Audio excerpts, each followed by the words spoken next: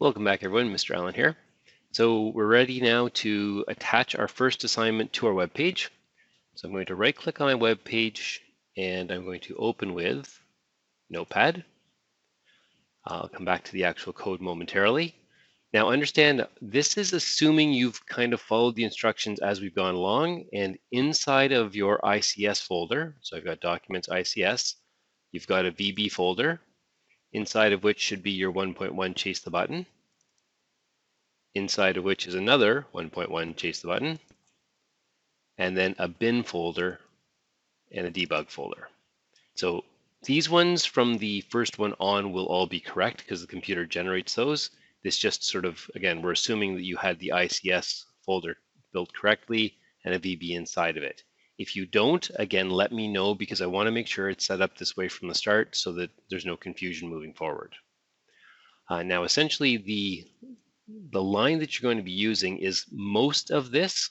So this is the URL to get to the chasethebutton.exe file. But really, because you are already in the ICS folder, you need from VB on and not that first slash. So I can't quite grab that, but if I copy that, I can work from there.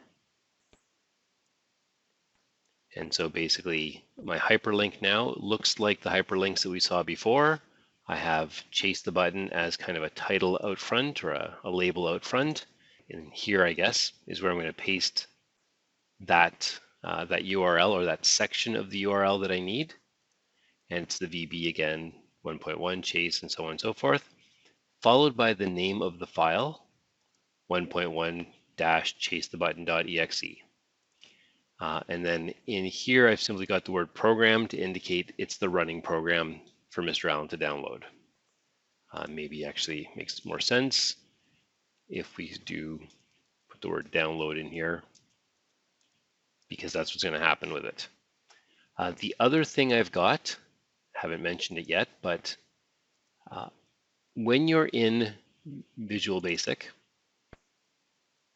the other thing I'm interested in seeing is your actual code. And so on the code screen, you can go to File, Print, and then you're going to choose Microsoft Print to PDF. And when you hit that print button, it will allow you to save the file essentially.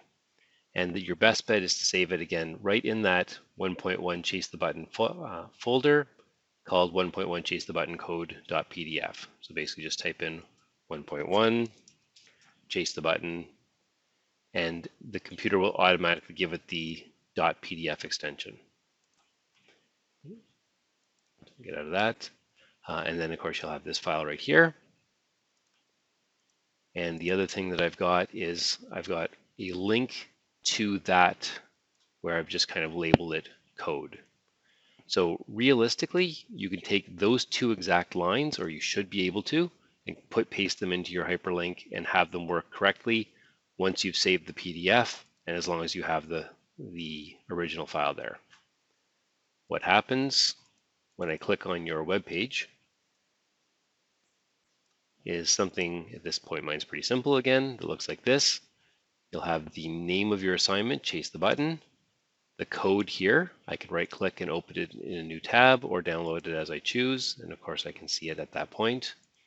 Or I can click on the program and the program will download for me. It just gives me a warning that this could be a virus or something. I know it's not because you're such wonderful people. And I'll keep that and then I can run it at that point as well. So I've got the two options for all the assignments. That way, if you do something in the code that looks odd to me, I can verify that it works. Or if the program is quite large, I don't want to spend the time looking at the code, but I do know that it's there and I can kind of peek at it back and forth to see sort of if you're making sort of formatting mistakes later on when they become more valuable. Okay, so that's all we need to now have our various assignments added on. And of course, as you finish up your second assignment, you'll just link it below. Might be a good idea here, instead of just having Chase the Button, have 1.1 Chase the Button as the name of the file so that they're nice and organized and we can see that everything's included.